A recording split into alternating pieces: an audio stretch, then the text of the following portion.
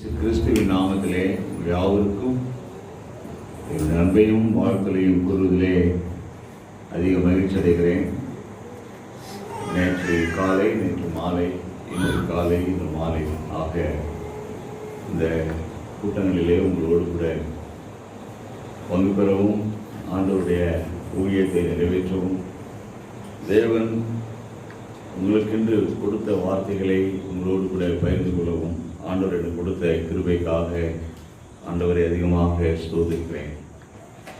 இந்த கூட்டங்களிலே நீங்கள் கேட்கிற செய்தியின் மூலமாக நீங்கள் எல்லாரும் பயனடைவீர்கள் என்று நான் ஒருவேளை நினைக்காவிட்டாலும் ஒரு சிலராவது நீங்கள் பயனடைய வேண்டும் என்று கர்த்தருக்குள்ளாக நான் ஜெபிக்கிறேன்.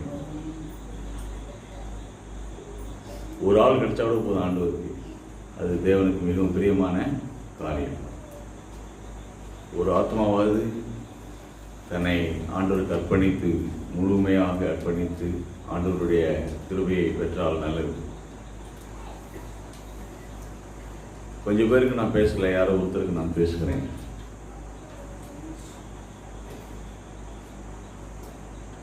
செல்போன் எல்லாம் ஆஃப் பண்ணிடுங்க. செல்போன் எடுத்து வெளியே ஓடக்கூடாது. யாரும் இங்கே நடக்கக்கூடாது. சரிங்களா? முடிஞ்ச மட்டும் நீங்கள் இங்கேயே உட்கார்ந்துருப்பது நல்லது. எனக்கு இந்த பாடல் தெரியாது, யாராவது எனக்கு கூட பாடணும்.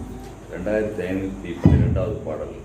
இதோ மனிதர்கள் மத்தியில் வாசம் செய்பவர் எங்கள் நடுவிலே உமக்கு சிங்காசனம் அமைக்கிறேன். தெரியுமா? எஸ்தர் வாங்க. சேகரையா போடுறீங்களா? டியூன் பண்ணுங்க.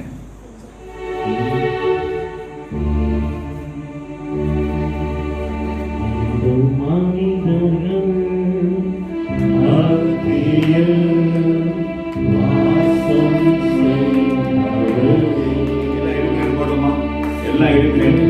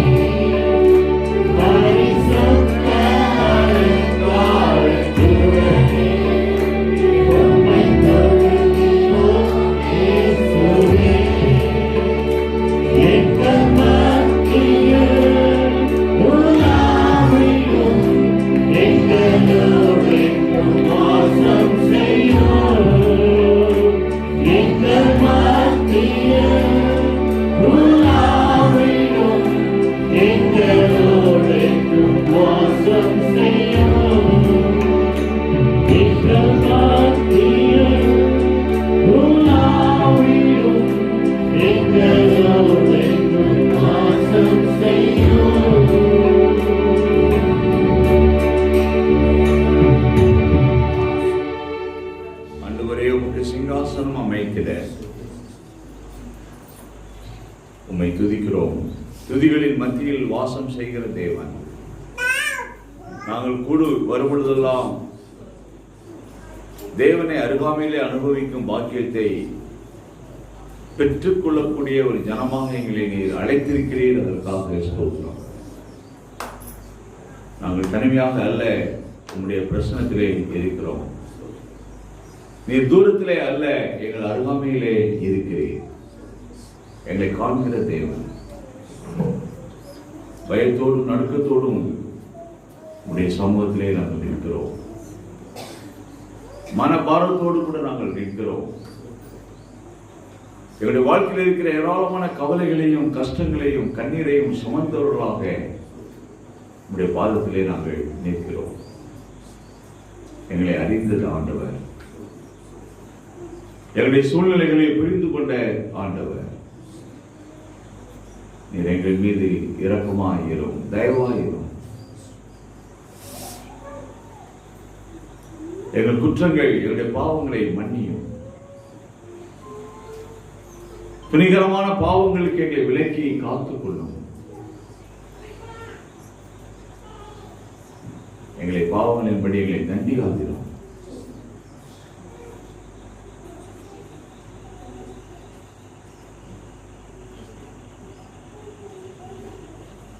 உடைய கிருபை எங்கள் மீது இருப்பதாக.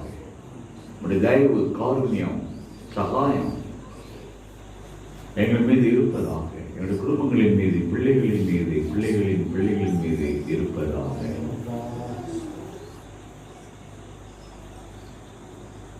மாலை நேரத்திலும் அமர்ந்த மெல்லிய சத்தத்தை கேட்க வாஞ்சிக்கிறோம். இயேசுவின் நாமத்தில் ஜெபிக்கிறோம் நல்ல பிதாவே.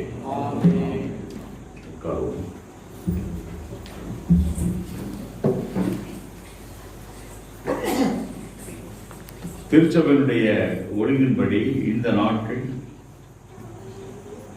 உலகமெங்கும் இருக்கிற திருச்சபை இந்த கடந்த புதன்கிழமை 17ஆம் தேதி முதல் வருகிற ஏப்ரல் 4ஆம் தேதி வரை 40 நாட்கள் உபவாச நாட்கள், லெந்து நாட்கள், கஸ்தி நாட்கள் என்று அனுசரிக்கின்றார்கள். இந்த நாட்கள் உலகமெங்கும் இருக்கிற திருச்சபை மக்கள், இது ஒரு சில சபைகளுக்கு மாத்திரமல்ல, அனைத்து கிறிஸ்தவர்களுக்கும் அனைத்து சபைகளுக்கும் என்று நியமிக்கப்பட்ட நாட்கள். இந்த நாட்களில் இயற்கையிலே மாற்றங்கள் ஏற்படுகிறது, தாவரங்களிலே மாற்றங்கள் ஏற்படுகிறது. இந்த நாட்களிலே பாலஸ்தீனா தேசத்திலே நடைபெறுகிற காரியங்கள் என்னவென்றால், பல நாடுகளிலே நடைபெறுகிற காரியங்கள் என்னவென்றால், இலைகள், மரங்களிலே இருக்கிற இலைகள் எல்லாம் உதிர்ந்து மறுபடியும் புதிய துளிர் விடக்கூடிய காலம். இந்த நாட்களை அவர் அனுசரிக்கிறார்கள். இயேசுவானவர் வனாந்திரத்திலே சோதிக்கப்படும்படியாக அவர் வனாந்திரத்திலே அழைத்து செல்லப்பட்ட நாட்கள், உபவாசித்து ஜெபித்த நாட்கள், தன்னை தனிமைப்படுத்திக் கொண்ட நாட்கள். இதை பரிசுத்தமாய் அநேக சபைகளிலே அனுசரிக்கிறார்கள்.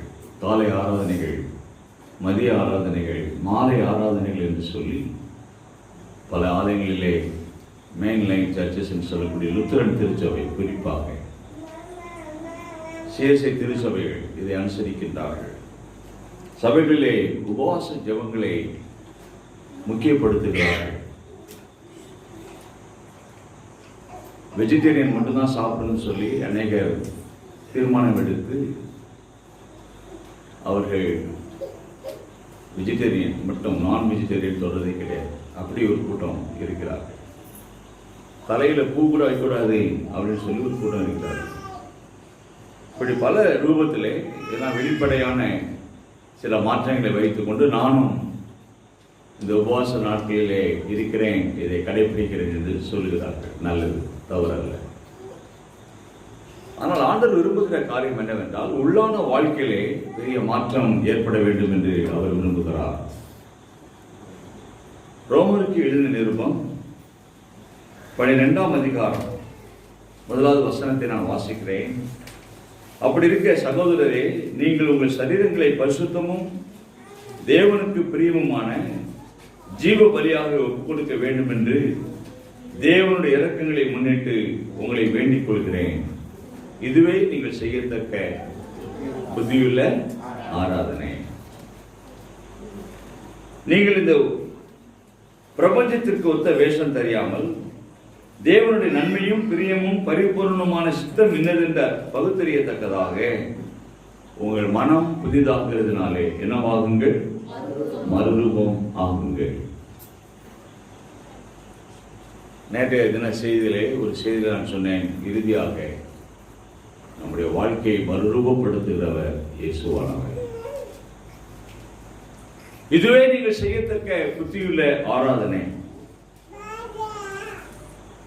அப்படி இருக்க சகோதரரே, நீங்கள் உங்கள் சரீரங்களை பரிசுத்தமும் தேவனுக்கு பிரியமுமான ஜீவ பலியாக, பரிசுத்தமும் தேவனுக்கு பிரியமும் ஆண்டவருக்கு உகந்த பலியாகிய ஜீவ பலியாக ஒப்பு கொடுக்க வேண்டும் என்று தேவனுடைய இரக்கங்களை முன்னிட்டு உங்களை என்ன செய்கிறேன்? வேண்டிக் கொள்கிறேன். யாரை வேண்டிக் கொள்கிறார்? திருச்சபை மக்களை வேண்டிக் கொள்கிறார். ரோம திருச்சபை மக்களை அவர் வேண்டிக் கொள்கிறார். இந்த 2 நாட்கள் எதற்காக முக்கியப்படுத்தப்பட வேண்டும்? வெளிப்படையான மாற்றத்திற்காக அல்ல, உள்ளான மாற்றத்திற்கு ஏதுவாக இந்த நாட்களை நாம் அனுசரிக்க வேண்டும். போன புதன்கிழமை ஆரம்பித்திருக்கிறது. புதன், வியாழன், வெள்ளி, சனி, ஞாயிறு. இன்னைக்கு 5வது நாள். இன்னும் 35 நாள்கள். இதுவரைக்கும் நான் அதை அனுசரிக்கலன்னா இனிமேல் அனுசரிப்பதற்கு தீர்மானம் செய்யுங்கள். உங்கள் சரீரங்களை பரிசுத்தமாய் நீங்கள் இதுவரை காக்கவில்லை என்றால்,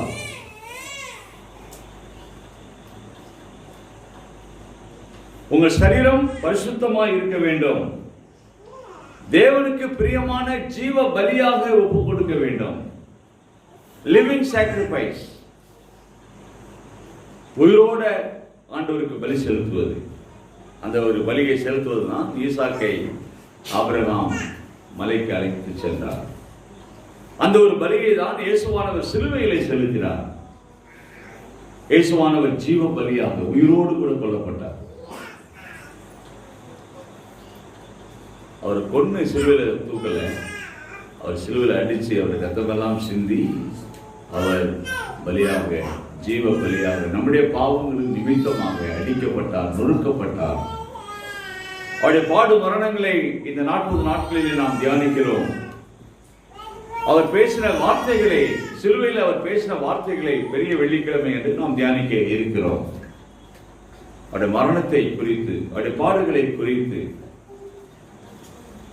அவருடைய உயிர்த்தெழுதலை குறித்து ஈஸ்டர் தினத்தன்று நாம் கொண்டாட இருக்கிறோம். வருகிற ஏப்ரல் 4ஆம் தேதி. அதற்கு முன்பாக ஆண்டவர் நமக்கு கொடுக்கிற கிருபையான இந்த நாட்கள். உங்கள் சரீரத்தை பரிசுத்தமாய் காத்துக் கொள்ளுங்கள். சரீரத்தை பரிசுத்தமாய் காத்துக்கொள்ள வேண்டும் என்றால் 2வது வசனத்திலே செய்ய வேண்டிய கடமைகள் இருக்கிறது. மைசூர் சாண்டில் போட்டு சிந்தால் சோப் போட்டு குளிக்கிற ஒரு பரிசுத்தம் இல்லை.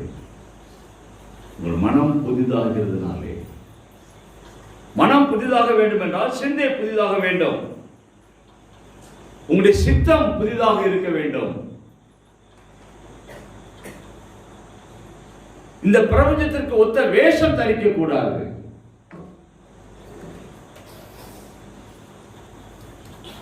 கிறிஸ்தவன் இந்த உலகத்தானை போல வாழ்வதற்கு அனுமதி இல்லை.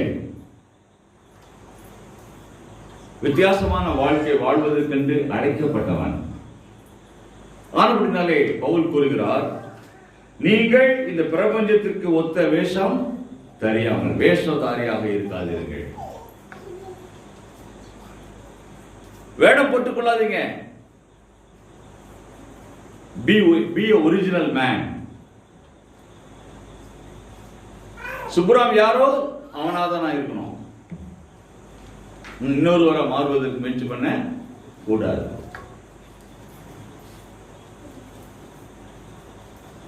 பலவீனமானவன், பாவியான மனுஷன், நிர்பந்தமான மனுஷன், துர்பாக்கியசாலி என்று நான் அடிக்கடி எனக்கு பெயர் வைத்துக் கொள்வேன். நான் உங்கள் எல்லாரையும் விட மோசமானவன் என்று நினைத்துக் கொள்வேன். நல்லவன் அல்ல.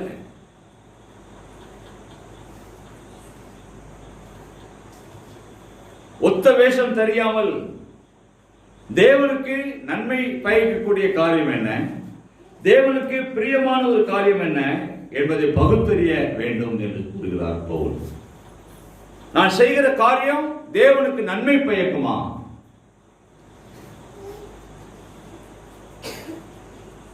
என்னுடைய சிந்தனைகள், என்னுடைய செயல்பாடுகள் தேவனுக்கு பிரியமாயிருக்குமா? நன்மையும் பிரியமும் பரிபூர்ணமான சித்தம், இது தேவனுடைய சித்தமா? இதெல்லாம் உடனே வராது. தேவனுக்கு நன்மையான காரியம் என்னது என்பதை புரிந்து கொள்ளக்கூடிய சிந்தை ஒரு நாளே வராது. தேவனுடைய சித்தத்தை அறிந்து கொள்கிற வேண்டும் என்ற காரியம் ஒரே நாளில் வராது. 5 நிமிஷம் ஜெபம் பண்ணிட்டு தேவ சித்தம் நான் செய்யறேன்னு சொல்ல முடியாது. ஆண்டவர்கிட்ட கேட்டேன், ஆண்டவர் இந்த நிலைமைக்கு நான் வந்துட்டேனா அப்படின்னு நான் கேட்டேன். டெய்லி கூட கேட்பேன். அவர் டெய்லி ஆண்டவர் சொல்லுவாரு, நீ இன்னும் ப்ரீகேஜில தான் இருக்க, இன்னும் எல்கேஜி கூட ப்ரொமோட்டு ஆகல, அப்பர் கேஜிக்கு நீ யூகேஜிக்கு போறதே இல்லை. ஆனா அப்போஸ்தலனாகிய பவுல் PhD வாங்கிட்டு சொல்றார்.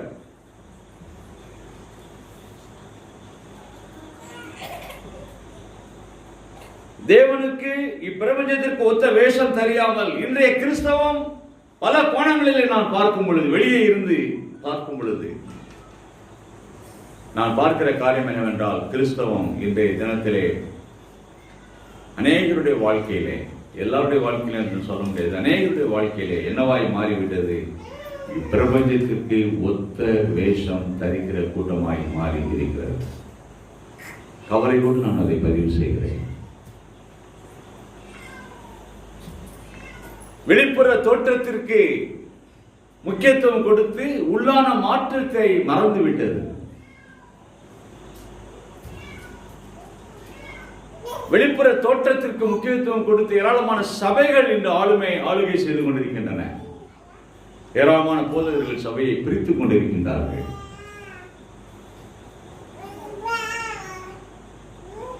ஆனால் ஆண்டவர் விரும்புகிறது வெளிப்படையான மாற்றம் அல்ல, உன்னுடைய சிந்தையிலே ஏற்படுகிற மாற்றம், உன்னுடைய மனதிலே ஏற்படுகிற மாற்றம், உன்னுடைய வாழ்க்கை முறைகளிலே ஏற்படுகிற மாற்றம்.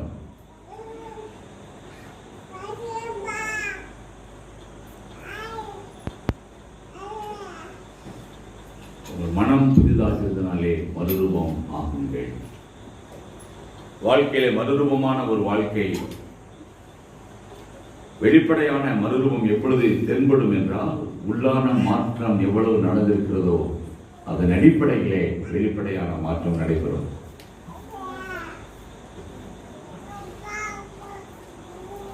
என்னுடைய காலில் ஒரு புண்ணு இருக்குது. சில மாதங்களாக அதை நான் ட்ரீட்மெண்ட் பண்ணிட்டு இருக்கேன். கடைசியில் இப்போதான் ஒரு வாரத்துக்கு முன்னாடி டாக்டர்ஸ் ஒரு 10 நாளைக்கு முன்னாடி கண்டுபிடிச்சாங்க, இந்த புண்ணு ஏன் ஆறலை. பெரிய பெரிய டாக்டர்லாம் பார்த்துட்டேன். கடைசியில் வாஸ்குலர் சர்ஜன், நரம்பியல் பிளாஸ்டிக் சர்ஜன், அவர்கிட்ட போனேன். SR Subramaniam, great professor, government ஹாஸ்பிட்டலில் சென்னையில் இருக்கார். டிராப்லர் டெஸ்ட் எடுத்துட்டு வாங்கினாரு. டிராப்லர் டெஸ்ட் போய் கொடுத்தேன். என்ஜிஓ சிடி ஸ்கேன் பண்ணுங்க அப்படின்னாரு. அதை எடுத்துட்டு போய் கொடுத்தேன். ஒரு டெஸ்ட் 15,000 ரூபா. பார்த்து சொன்னாரு, உங்களுக்கு காலில் 2 கால்லையும் ரத்த ஓட்டம் 40% தான் இருக்குது, ரத்த குழாயில் அடப்பு இருக்குதுன்னு சொன்னாங்க. அதனால தான் இந்த புண்ணு ஆறவே மாட்டேங்குது. இன்ஃபெக்ஷன் ஆகலை. எக்ஸ்ரே எடுத்து பார்த்தாங்க. அந்த புண்ணால் பல மாதங்கள் அந்த புண்ணு உங்கள் காலில் இருந்தாலும் உங்களுக்கு இன்ஃபெக்ஷன் ஆகலை. நீங்கள் ரொம்ப பத்திரமாக அதை பாதுகாத்துருக்கீங்க, தண்ணி படாமல் வச்சுருக்கிறீங்க. நீங்கள் நின்று பிரசனம் பண்ணாதீங்க, உட்காந்து பிரசனம் பண்ணுங்க, ரொம்ப நேரம் நிற்காதீங்க, நடக்காதீங்க, எல்லாம் அட்வைஸ் பண்ணார். ஒரு 21 நாளைக்கு நீங்கள் மாத்திரை சாப்பிடுங்கன்னு சொல்லி எனக்கு எழுதி கொடுத்தாரு. நான் ஒரு நாளைக்கு எத்தனை மாத்திரை சாப்பிடுங்கிறது எப்படி எனக்கு தெரியும். நான் என்ன சொல்ல வரேன்னா, புண்ணு ஆறலைங்கிறது உள்ளான இரத்த குழாயில் இருக்கிற அடைப்பே காரணம். அது வெளிப்படையான தோற்றம் எதில் இருக்கிறது? இந்த புண்ணு ஆறலைங்கிறத இருக்கிறது.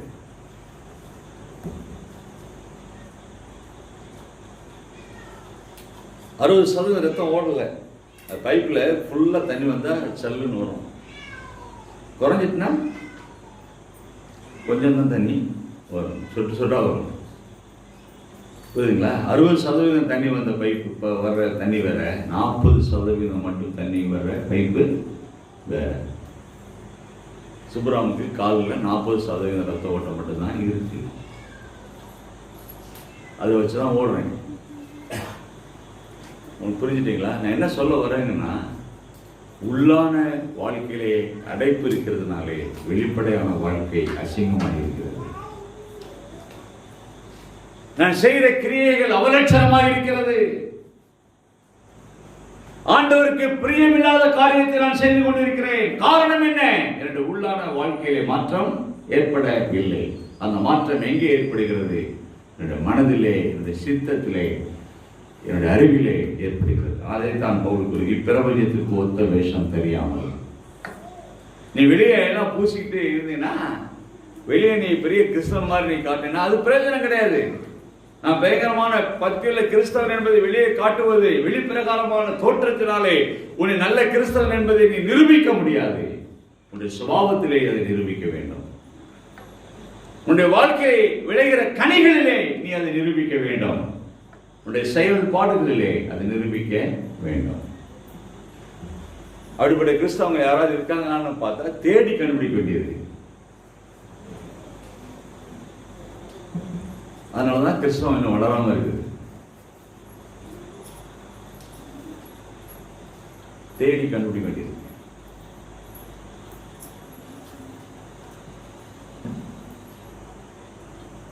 உள்ளான அர்ப்பணிப்பு அவசியம். அதற்காக தான் இந்த 2 நாட்கள், அதற்காக தான் இந்த உபவாச நாட்கள், அதற்குத்தான் இந்த கஸ்தி நாட்கள், 40 நாட்கள். திருச்சபை இந்த நாட்களை அனுசரிப்பது நல்லது. தேவனுடைய பிள்ளைகள் இந்த நாட்களிலே தீர்மானம் எடுப்பது நல்லது. உன்னை பரிசுத்தத்திலே நீ காத்துக் கொள்வதற்காக, உன்னை ஆராய்ந்து பார்ப்பதற்காக, உன்னை ஸ்திரப்படுத்திக் கொள்வதற்காக, ஒப்புரவாகுவதற்காக, தேவனை விட்டு தூரமாய் போயிருக்கிறேன் என்று சொல்கிறேன். உன்னுடைய வாழ்க்கையிலே, என்னுடைய வாழ்க்கையிலே நான் இன்னும் கிட்டி சேர்வதற்கு உதவி செய்கிற நாட்கள் இந்த 40 நாள் உபவாசங்கள். இன்னும் கிட்டி சேர்வதே நாவல் பூமியில் என்று பக்தன் பாடுகிறான். தூரமா வந்துட்டேன், நான் மறுபடியும் கிட்ட சேர்க்கிறேன். ஆண்டவருக்கு பிரியமில்லாத காரியத்தை நான் செய்திருக்கிறேன், மன்னிப்பு கேட்கிறேன். என்னுடைய சிந்தையை நான் பாழ்படுத்தியிருக்கிறேன், மன்னிப்பு கேட்கிறேன். தேவனுக்கு விரோதமான காரியத்தை நான் செய்திருக்கிறேன், மன்னிப்பு கேட்கிறேன். பாவியாய் இருக்கிறேன், மன்னிப்பு கேட்கிறேன். ஒப்பு கொடுக்காத ஒரு சீசத்துவ வாழ்க்கையை வாழ்ந்து கொண்டிருக்கிறேன், மன்னிப்பு கேட்கிறேன். பேதுரு அவன் ஒரு பிரதானமான சீசன். ஆனால் அவன் முற்றிலும் ஒப்பு கொடுக்காத ஒரு season. Incomplete disciple, incomplete dedication, incomplete discipleship. யாருக்கு பொருந்தும் என்றால் பேதுருக்கு நன்றாக பொருந்தும். வெளியே பார்த்தோம்னா பேதுரு மாதிரி ஒரு ஆள் இல்லை அப்படின்னு சொல்லுவோம். ஆனா உள்ள பார்த்தாச்சுன்னா ஓட்ட. வெளியே எல்லாரும் பார்ப்பதற்கு ஆச்சரியமுள்ள ஒரு மனிதனாக காணப்பட்டான், உள்ள ஓட்ட. இந்த மாம்பழம் பார்த்தீங்களா? வெளியே பார்க்க எப்படி இருக்கும்? ரொம்ப நல்லா இருக்கும், டேஸ்டா இருக்குமா, ஃப்ரெஷ்ஷா இருக்குமா, ஏதோ ஒன்று. ஆனா உள்ள திடீர்னு மாம்பழத்தை அறுத்து பார்த்தோம்னா கொட்டை என்ன இருக்கும்? கொட்டைக்குள்ள புழு இருக்கும். அது யாருக்குமே தெரியாது. நம்ம ஆளுங்க என்ன பண்ணிட்டாங்கன்னா, புழு இருக்கிற மாம்பழம் வந்து ரொம்ப டேஸ்டா இருக்குன்னு போய் சொல்றான். புழு இல்லாட்டி டேஸ்டா இருக்காதா? டேஸ்டா இருக்கும். இவன் என்ன பண்ணிட்டான், நீ புழு இருக்கிற மாம்பழம் நல்லா டேஸ்டாக இருக்குது வாங்கிட்டு போகணுன்றோம். ஆனால் புழு இருக்கும், அது கவனமாக சாப்பிட்டு புழு வயிற்றுக்குள்ள இருக்கும். வெளியே பார்க்கறதுக்கு நல்லா இருக்கு, ஆனால் உள்ள புழு இருக்கு. உன் வாழ்க்கை மற்றவர்களுக்கு அட்ராக்ஷனா இருக்கிறது, ஆனால் உள்ள புழு இருக்குது.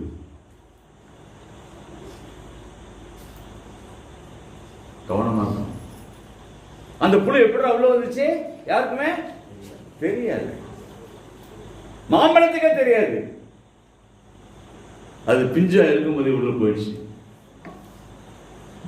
அது வெளியே வர முடியல. அதுக்கு தேவையான உணவு இருக்குது, அதுக்கு தேவையான தண்ணி கிடைக்குது, அதுக்கு தேவையான பாதுகாப்பு இருக்குது. புழு உள்ளே இருக்குது, அது கொட்டையை அடிச்சுட்டே இருக்கும், அந்த கொட்டையை சாப்பிட்டுட்டே இருக்கும், அது கருப்பாக இருக்கும். உன்னை அறியாமலே உன் பாவம் உன் வாழ்க்கையிலே பிரவேசித்து விட்டது. அது உனக்கு தெரியும். உனக்கு தெரியாத பாவம் உன் வாழ்க்கையிலே இல்லை. பாவம் எங்கே வந்தது? கள்ள தொடர்பு எங்கே வந்தது? விபச்சாரம் எப்படி வந்தது? தேவனுக்கு பிரியமில்லாத காரியம் வாழ்க்கையில் எப்படி நடந்தது? எல்லாம் உனக்கு தெரியும், எனக்கு தெரியும். அதை மறுக்கவே முடியாது.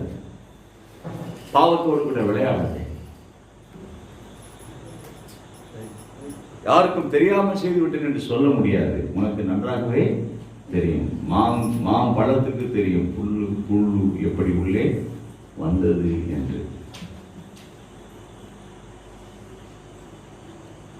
இப்பிரபஞ்சத்திற்கு ஒத்த வேஷம் தெரியாமல் மாம்பழம் சொல்லணும், எனக்குள்ள புழு இருக்கு, எனக்குள்ள புளிப்பு தன்மை இருக்குது, நான் விரும்பப்படாத பாத்திரமாக இருக்கிறேன். என் வெளியே இருக்கிற கலரை பார்த்து என்னை ஏமாந்துடாதீங்க. நேந்திரம் பழம்னு ஒரு பழம் இருக்கு கேரளாவில், கன்னியாகுமரியில், இந்த பக்கம் ஈரோடு சத்தியமங்கலத்தில் விளையுது நேந்திரம். அது கலர் மாறி மாறி மாறி மாறி மாறி கருப்பானதான் அந்த உள்ள இருக்கிற பழம் எப்படி இருக்கும், சிவப்பா இருக்கும். நம்ம என்ன நினைக்கிறோம்னா, கருப்பா இருக்கிற பழம் வேணாம் தூக்கி போட்டோம்னா, அந்த பழம் நீ மஞ்சளாக இருக்கிற பழத்தை சாப்பிட்டோம்னா அது டேஸ்டே இருக்காது. அது தோலை கருப்பாக்கும். அந்த கருப்பு நேந்திர பழத்தை தோல் உரித்தம் என்றால் உள்ளே அந்த பழம் சிவப்பாக இருக்கும், சுவையாக இருக்கும், உடம்புக்கு நல்லது. அது போடுற வேஷம் வேற, நம்ம போடுற வேஷம் வேற. முடிய சின்னதாக வெட்டிக்கோப்பா, மீசை வைக்காத, செருப்பு போடாத, வெள்ளை வேஷ்டி கட்டிக்கோ, ஜிப்பா போட்டுக்கோ, நகை போடாத, போன் ஆஃப் பண்ணுங்க, ஆஃப் பண்ணுங்க. நான் முதலே சொன்னேன், போன் ஆஃப் பண்ணுங்க. போன் ஆஃப் பண்ண தெரியாதா? வெளியே போட்டுருங்க, வெளியே தூக்கி.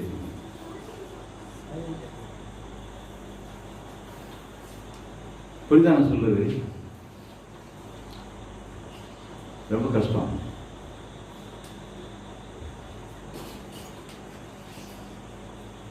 பிரபஞ்சத்துக்கு ஒத்த வேஷம் தெரியாமல் உள்ளான மாற்றம், சிந்தையிலே, சித்தத்திலே, மனதிலே தேவனுக்கு எது பிரியம், எது நன்மை, பரிசுத்தம். ஐயா அதை வாங்கி நீங்க ஆஃப் பண்ணி கொடுங்க அவனுக்கு.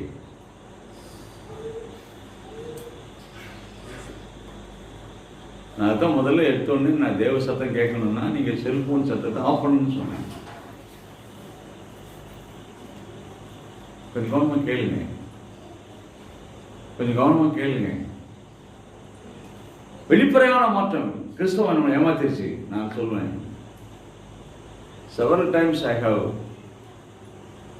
said and thought that Christianity has definitely cheated me. இந்த போதனை எனக்கு போதிக்கல. அப்போ நான் ஜிப்பா போடணுமா? அப்போ நான் வெள்ளை வேஷ்டி தான் கட்டணுமா? செருப்பு போடக்கூடாதா? நகையை போடக்கூடாதா? நகை போடாத பொண்ணை தான் கல்யாணம் பண்ணணுமா? இப்படிலாம் யோசனை நான் உண்டு. ஏன்? அதான் கிறிஸ்தவன்னு சொல்லி கொடுத்துருக்காங்க.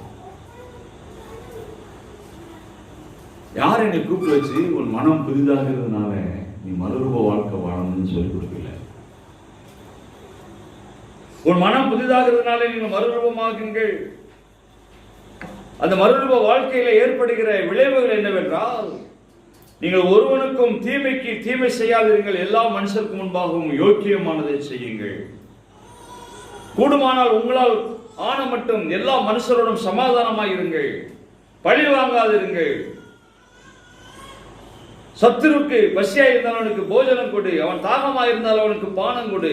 தீமையினால் வெல்லாமல் நன்மையினால் இந்த மாதிரி காரியமா செய்ய ஆரம்பிச்சோம். இதுதான் கிறிஸ்தவம். பவுல் சொன்னார் பாத்தீங்களா, இதுதான் மறுரூப வாழ்க்கையினுடைய விளைவுகள், கிரியைகள். திருச்சபையை செய்ய ஆரம்பிக்கணும். மத்தேயு 5:6-7 இயேசுவானவர் மலை பிரசங்கத்தில் சொன்ன காரியங்களை செயல்பாட்டுக்கு கொண்டு வர வேண்டும். அந்த செயல்பாடை திருச்சபை செய்திருக்கும் என்றால் இன்று இந்தியா கிறிஸ்தவமாக மாறி இருக்கும்.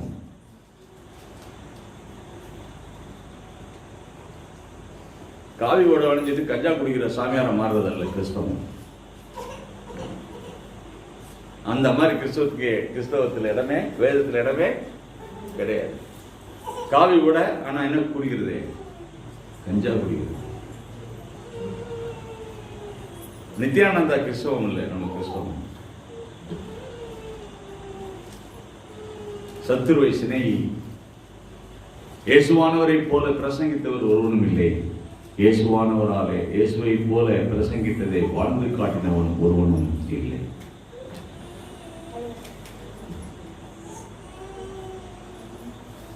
எப்படாது நான் வாழ்ந்து காட்டணும் ஆண்டோட கேட்டா, நீ இன்னும் ப்ரீகேஜில் தான் இருக்குன்னு சொல்ற.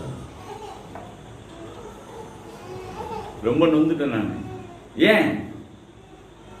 இப்பதான் கொஞ்சம் ட்ரை பண்றேன். சத்துருவை சிநேகிக்க, நம்ம கெட்டது செஞ்சவங்களுக்கு நல்லது செய்ய, நம்மளை வெறுத்தவங்களை நேசிக்க, நம்மளை வேண்டாம்னு சொல்றவங்கள அவன் எனக்கு வேணும்னு சொல்ல பழகுறேன். பழகிட்டேன்னு சொல்ல முடியாது, பழகி கொண்டே இருக்கிறேன்.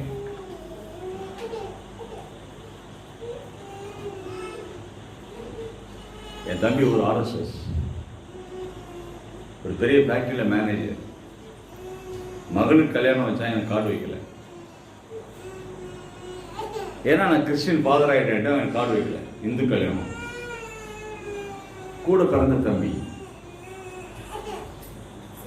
கல்யாணம் எங்க நடக்குதுன்னு கேள்விப்பட்டேன். ஒரு ஃப்ரெண்டு வாட்ஸ்அப்பில் பத்திரிக்கை அனுப்பி வச்சாரு. நிச்சயதார்த்தம் என்னைக்குன்னு கேள்விப்பட்டேன். என்னோட இன்னொரு தம்பி, அவனும் கிறிஸ்டின், அவனுக்கும் கார்டு வைக்கல. அவன் ஒரு ONGCல பெரிய இன்ஜினியர். அவன் எங்கடா இருக்கிறான்? காரைக்காலில் இருக்கிறேன். அவன் கார் எங்கடா இருக்கு? காரைக்காலில் இருக்கு, எடுத்துட்டு வா. நானும் என் காரை எடுத்துட்டு போனோம் மதுரைக்கு. போய் அவன் ஹோட்டல் ரூம் கொடுத்தாங்க. கரெக்டாக போய் இறங்கணும். நிச்சயதார்த்தம் 2 பேரும் ஆளுக்கு ஒரு காரில் இறங்கின உடனே அவனுக்கு கையும் ஓடலை, காலம் ஓடலை. ஏன்? அழைக்காதவன் எங்கே வந்திருக்கான்? நிச்சயதார்த்தத்துக்கு வந்திருக்கான். 1 மணி நேரத்துக்கு முன்னாடி போய் முதல்ல சேர்ல உட்காந்துட்டாங்க 2 பேரும். நிச்சயதார்த்தம் நடந்தது. அட்டன் பண்ணிட்டு மாப்பிள்ளையை பார்த்துட்டு, பொண்ணு வீட்டார் யாரெல்லாம், மாப்பிள்ளை வீட்டார் யாரெல்லாம் பார்த்துட்டு திரும்பி வந்துட்டோம். அங்கே தங்கவே சாப்பிடல. அடுத்த நாள் காலையில் கல்யாணம். கரெக்டாக 7 மணிக்கு போயிட்டோம். 7 மணிக்கு கல்யாணம். கல்யாணத்துக்கு வந்துட்டானே, அவனுக்கு ஒண்ணுமே ஓடல. என்னை கூட்டு போய் அப்பதான் கையை பிடிச்சி கூட்டு போய் முன்னாடி உட்கார வைக்கிறான். முன்னாடி உட்காருங்க மேடை. தம்பியாச்சே, நான் ஒன்றும் காட்டக்கூடாது. கல்யாணத்தில் இருந்தேன், கல்யாணம் அட்டன் பண்ணேன், ஆசீர்வாதம் பண்ணேன், சொல்லுவாங்க. அவன் வணங்குற தெய்வம் வேற, நான் வணங்குற தெய்வம் வேற. உன் வாழ்க்கையில எப்பொழுதுதான் மன்னிப்பையும் சகிப்புத்தன்மையையும் வெளிப்படுத்துவதற்கு வாய்ப்பு கிடைக்கிறதோ அப்போதெல்லாம் நம்ம அந்த வாய்ப்பை பயன்படுத்தியே ஆக வேண்டும். அழைக்காத கல்யாணத்துக்கு போகலாம், அவன் கல்யாணத்துக்கு கூப்பிட்டு எப்படி நான் போறது, இப்படிதான் சொல்லுவாங்க. அது வேற, இது வேற. அது மறுரூபமாக்கப்படாத வாழ்க்கை, இது மறுரூபமாக்கப்பட்ட வாழ்க்கை. தெய்வம் அல்லாதவனுடைய காரியம் அது, தெய்வத்தை உடையவனுடைய காரியம் இது. அவன் தெய்வம் அல்லாதவன், நான் தெய்வத்தை உடையவன். கிறிஸ்டியானிட்டி சாதாரணமா வாழ்ந்துட்டு போயிடணும், ரொம்ப கிரிட்டிக்கலா நினைக்கவே கூடாது. ரொம்ப ஈஸியா வாழ்ந்துட்டு போனோம். கிறிஸ்டியானிட்டி ரொம்ப கடினம், ஆனா அது ரொம்ப ஈஸி. கடினம் யாருக்குன்னா கீழ்ப்படியாதவனுக்கு, ரொம்ப ஈஸி யாருக்குன்னா கீழ்ப்படுகிறவனுக்கு. கீழ்ப்படுகிறவனுக்கு கிறிஸ்தவ வாழ்க்கை எளிதானது, கீழ்ப்படியாதவனுக்கு கிறிஸ்தவ வாழ்க்கை கடினமானது. புரியுதான சொல்றது? கீழ்ப்படியாதவன் இருட்டிலே நடக்கிறான், கீழ்ப்படுகிறவன் வெளிச்சத்திலே நடக்கிறான். வெளிச்சத்தில் நடப்பது எளிது, இருட்டிலே நடப்பது கஷ்டம்.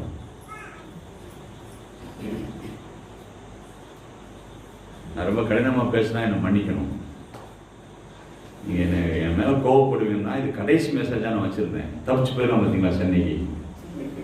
நீங்க கல்லுக்குள்ள தூக்குறதுக்கு முன்னாடி அடரா படுறான்ட்டு வர்றதுக்கு முன்னாடி, என்ன சேகர் தப்பிச்சு ராஜபாளையம் போயிடலாம் பார்த்தீங்களா? அதுதான் பேசுறேன். நீ என்ன பண்ணாலும் பரவாயில்ல, நான் கவலைப்படுவதில்லை. நான் வாழ்ந்து காட்ட வேண்டிய காலத்தில் இருக்கிறோம். பிரசங்கிக்க வேண்டிய காலம் முடிந்து விட்டது. தெய்வத்தை வாழ்ந்து காட்ட வேண்டிய காலத்தில் இருக்கிறோம். நான் இன்னும் பிரசங்கத்துக்குள்ளே போகல, என்னால் போக முடியல. பீட்டரையா சொல்றாரு 8 மணிக்கு நான் புறப்படுறேன். முடியாது தர்றது, நிச்சயம் முடியாது. எனக்கு ஆசை தான் நைட்டா போகணுன்ட்டு. நைட்டில் போகணுங்கிறது சந்தேகம் தான். என் ஆவியான என்னோட போராடிட்டே இருக்கிறார். யாரோ ஒருத்தருக்கு நான் பேச வேண்டிய கடமை இருக்குன்னு புறப்படும் போதே சொல்லிட்டாரு. நான் இன்னும் பிரசங்கத்துக்குள்ள போகல, இன்ட்ரோடக்ஷன் தான் கொடுத்துட்டு இருக்கேன். மறுரூபமாக்கப்பட்ட வாழ்க்கை, இப்பிரபஞ்சத்திற்கு ஒத்த வேஷம் தெரியாத ஒரு வாழ்க்கை. மனம் புதிதாகிறதுனாலே, சித்தம் புதிதாகிறதுனாலே, தேவனுக்கு நன்மை என்னது தீமை என்பதை அறிந்து கொள்ளக்கூடிய பகுத்தறிவை பெற்றுக் கொள்வதனால் ஏற்படுகிற ஒரு வாழ்க்கை. இது சாதாரணமானதல்ல. இது ஒரு இரவிலே நடைபெறுகிற காரியமும் அல்ல. ஒரு பிரசங்கத்தை கேட்டு வருவதும் அல்ல. இது பழக்குவிப்பதனாலே வருகிற காரியம்.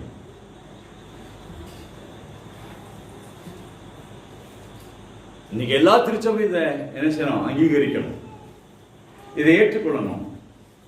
இந்த காரியத்தில் மனம் திரும்பணும். எல்லாரும் சேர்ந்து முடிவெடுக்கணும். இனிமேல் நாம் கிறிஸ்தவத்தை வாழ்ந்து காட்டுவோம் என்ற முடிவுக்கு எல்லா திருச்சபையும் வர வேண்டும்.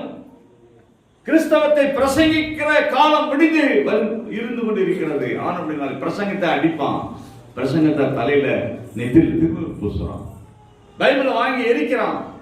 எரிக்கட்டும், ஆனால் எனக்குள்ள இருக்கிற குணாதிசயத்தை அவன் எரிக்க முடியாது. எனக்குள்ள இருக்கிற கிறிஸ்தவை அவனால் இருக்க முடியாது, பிடுங்க முடியாது, அழிக்க முடியாது. கிறிஸ்தவத்தை நீயும் நானும் வாழ்ந்து காட்ட வேண்டும். கரங்களை தட்டி ஆட வேண்டும்.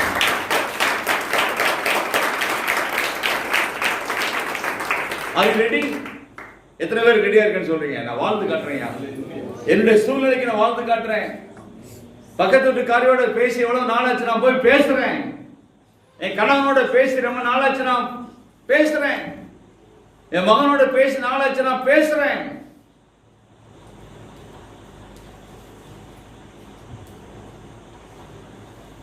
இல்ல, வாழ்த்து காட்ட வேண்டும்.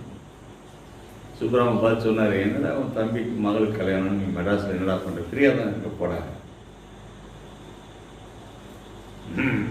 அவன் என்ன பின்னாடி பிறந்தவன், நான் முன்னாடி பிறந்தவன் சொல்ல முடியுமா?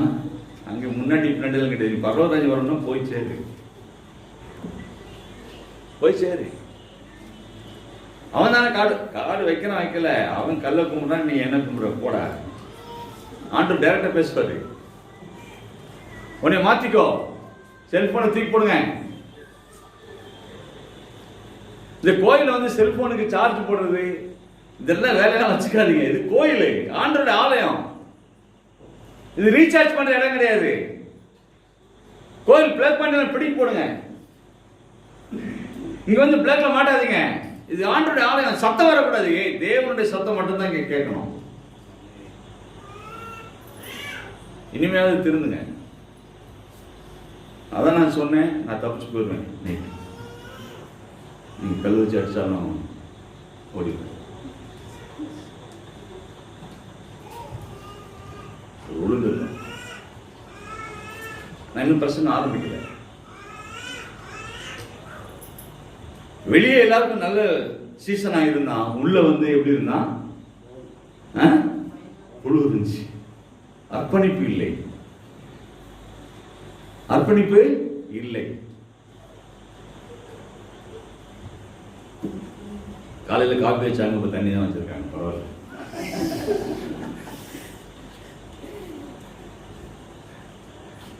கவலைப்படாதே சார்.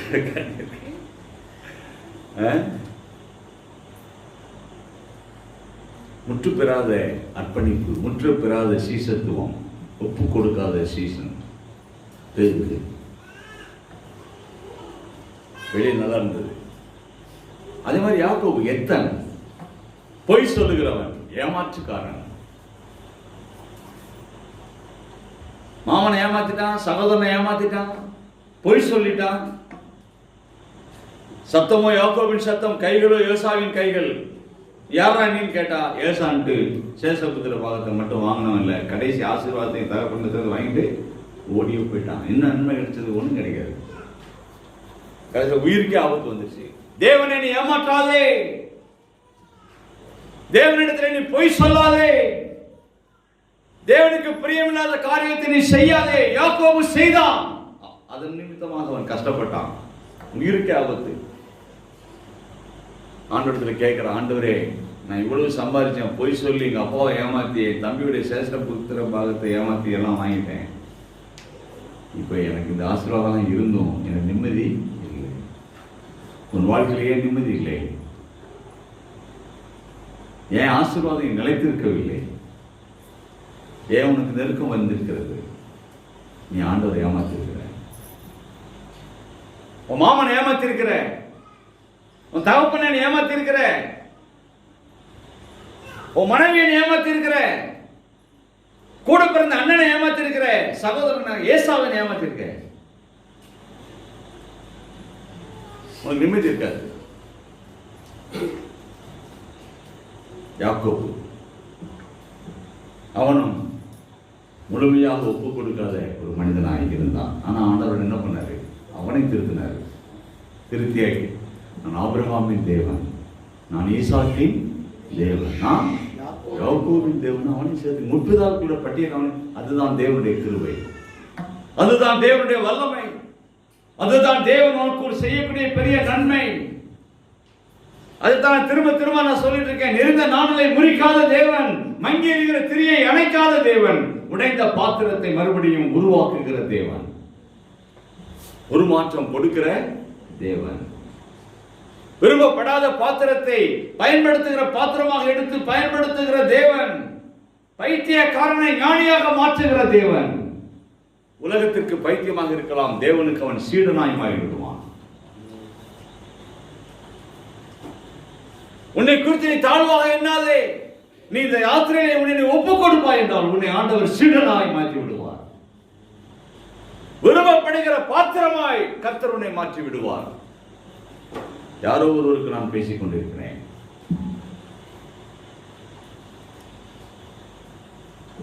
இல்ல, நெருந்த நாணலை பிரிக்க மாட்டேன். நீ உடைஞ்சிட்ட, தவறு பண்ணிட்ட, பாவம் செய்துட்ட, ஆண்டு விட்டு தூரமாய் போட்ட, பரவாயில்லை, கம் பேக். நான் கெட்ட குமாரனை போல என் தகப்பனை வீட்டை விட்டு தூரமாய் போய்விட்டேன். அவருடைய ஆஸ்தியையும் எல்லாம் அழித்து விட்டேன். அவருக்கு இருக்கிற நல்ல பேரை நான் கெடுத்துட்டேன். இயேசுவானவருக்கு நல்ல பேர் நான் வாங்கி கொடுக்கல. என் குடும்பத்துக்கு நான் நல்ல பேர் வாங்கி கொடுக்கல. என் சபைக்கு நான் நல்ல பேர் வாங்கி கொடுக்கல. தூரமா போயிட்டேன், எல்லாவற்றையும் இழந்து விட்டேன். பன்றிகள் சாப்பிடுகிற தவிட்டை தின்பதற்கு அவன் ஆசையாக இருந்தான். திரும்பி வா, ஐயோ நான் பாவம் செய்தேன், பரத்துக்கு விரோதமாகவும் என் தகப்பனுக்கு விரோதமாகவும் பாவம் செய்தேன். நான் மறுபடியும் தகப்பனிடத்திற்கு போய் உம்முடைய குமாரர்களில் ஒருவன் என்று நான் சொல்வதற்கும் அருகதையற்றவன். என்னை வேலைக்காரனாக வைத்துக் கொள்ளும் என்று சொல்லுவேன். சொன்னானா இல்லையா? லூக்கா எத்தனாவது அதிகாரம்? 15. இளையகுமாரன் சொன்னான், என் தகப்பனிடத்துக்கு போறேன், என் தகப்பனுடைய வீட்டில் வேலைக்காரர்களுக்கு போதுமான சாப்பாடு இருக்கிறது, உடுத்துறதுக்கு நல்ல உடை இருக்கிறது, அவன் தங்குவதற்கு நல்ல வீடு இருக்கிறது, நானும் பன்றிகளின் நடுவிலே இருக்கிறேன். உன்னை பாவம் பண்ணிட்டு கொண்டு விட்டோம், நீ பாவத்தில் நினைத்திருப்பாய் என்றால் நீ பன்றிகளுக்கு ஒப்பாய் மாறிவிட சீ அப்படின்னு சொல்றவனுக்கு வந்துடும். நீ பாவத்தோட விளையாடாத. தங்கச்சி இங்க பாருமா, உனக்கு தான் பேசுறேன், இங்க பாரு. பாவத்தோட விளையாடாத. உன் பரிசுத்தத்தை நீ காத்துக்கொள். பாவம் எப்படி வருதுன்னே தெரியாது, ஆனா உனக்கு தெரியும் எப்ப வந்துச்சு. ஏன் உங்க ஒரு வீட்டுல எல்லா ரூம்லயும் வேகமா போகலாம், ஆனா அந்த பாத்ரூமுக்குள்ள சுப்ராம போகணும்னா மேத்தையா சொல்றாரு, ஏன் எல்லாரும் பரவாயில்ல, இங்க மட்டும் அந்த கால் மெதுவா வைங்கன்னு சொல்றாரு. ஏன் சொல்றாரு? இந்த ஷாம்புவை போட்டு இந்த பிள்ளைங்களாம் குளிச்சு பூரா என்னவா இருக்குது,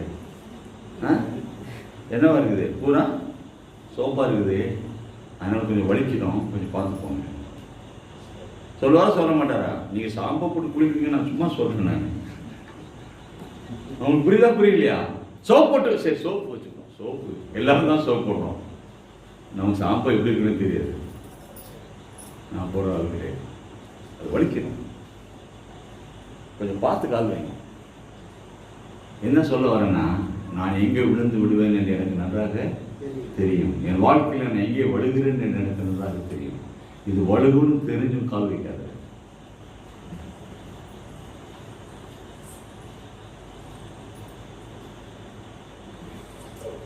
உன்னை தேவனை விட்டு பிரித்து விடும், கால் வைக்காத. அவமானத்தை கொண்டு வரும், கால் வைக்காத. ஆண்டவருக்கு பிரியமில்லாதது, கால் வைக்காத. சபைக்கு உகந்தது அல்ல, கால் வைக்காத. தேவனுக்கு சாட்சியாக இருக்காது, நன்மையா இருக்காது, கால் வைக்காது. ஆண்டவருக்கு பிரியமா இருக்கிறது, கால் வைக்காத.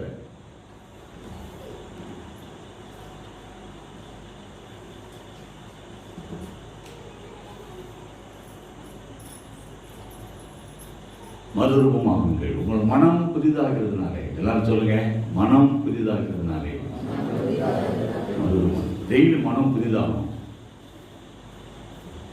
அதுல வளரணும்.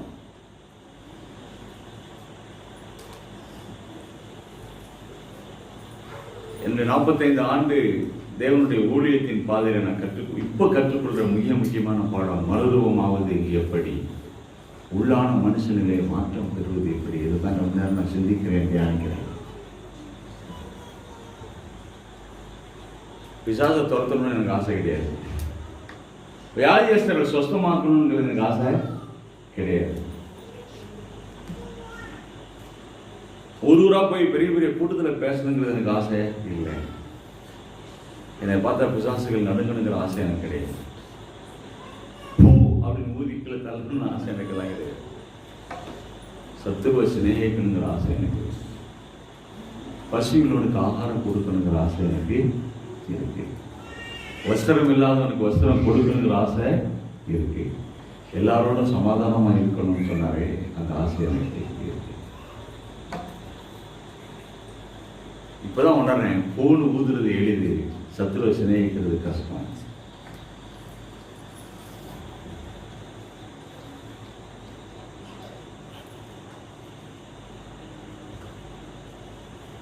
நான் எதுக்கு டைம் கொடுத்து பேசுறேன்னா, நீங்க சிந்திக்கணும்னு நான் பேசுறேன். நான் எதுக்கு டைம் எடுத்துக்கிறேன்னா, நான் சிந்திச்சு பேசுங்கிற பயப்போடு பேசுறேன். எனக்கு தூக்கம் கிடையாது. எவனிடத்தில் அதிகம் கொடுக்கப்பட்டதோ அவனிடத்தில் அதிகம் கேட்கப்படும். அதனாலதான் பயந்து பேசிட்டு இருக்கேன்.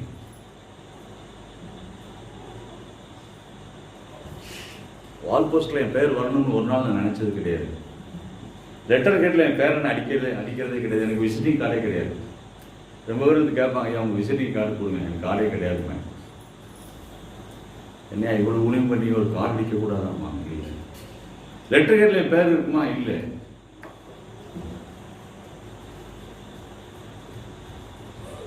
அதுக்கு முக்கியத்துவம் கிடையாது. நன்மை தீமை என்ன பகுத்தறியத்தக்கதாக மனம் புதிதாகிறதுனாலே கிறிஸ்தவத்தினுடைய மிக மேன்மையான காரியம் வெளிப்படையான மருத்துவம் அல்ல, உள்ளத்தில் ஏற்படுகிற மருத்துவம். அது ஒரு செயல்பாட்டையே மாற்றிவிடும். மதர் தெரேசா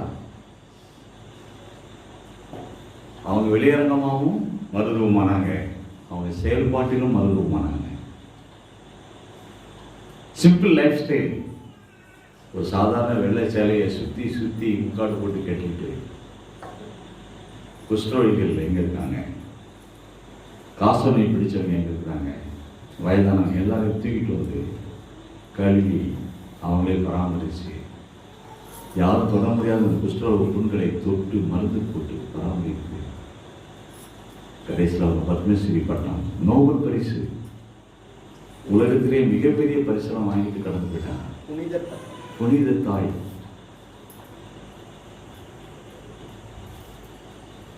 இல்லை யோசித்து பாருங்க.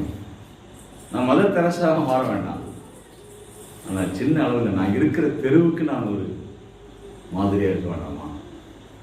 நான் வாழ்கிற பட்டணத்துக்கு ஒரு மாதிரியான இருக்க வேண்டாமா? இதற்கு அவசியம் என்னன்னா ஒப்பு கொடுக்கப்பட்ட வாழ்க்கை. காலையில் பாடின பாட்டை பாடுவோமா? எனக்கு பாடுறதுக்கு சக்தி கிடையாது, நான் கொஞ்சம் உட்காந்துருக்கேன். தம்பி சாங், தங்கச்சி டாக்டர் எஸ்தர் பாடுங்க அந்த பாட்டை. உடைந்த பாத்திரம் நான் பாட்டு தெரியுமாம்மா? வாங்க எனக்கு பாடுங்க. உடைந்த பாத்திரம் நான், அது உமக்கே தெரியும். தேவன் பயன்படுத்துகிறேன், இது யாருக்கு புரியும்? உடைந்த பாத்திரம் நான், அது உமக்கே தெரியும்.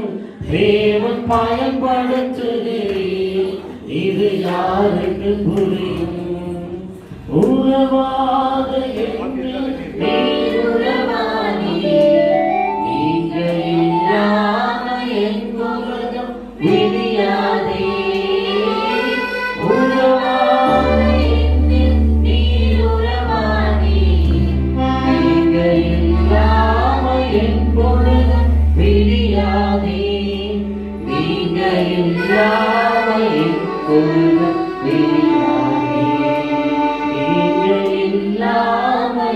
பொழுதும் விரியாதே. தெய்வகுமாரா தெய்வகுமாரா என்ன நினைச்சிருக்க? தெய்வகுமாரா தெய்வகுமாரா கொஞ்சம் நினைச்சிருக்க. தெய்வகுமாரா தெய்வகுமாரா என்ன நினைச்சிருக்க? தெய்வகுமாரா தெய்வகுமாரா கொஞ்சம் நினைச்சிருக்க. நீங்க நினைச்சா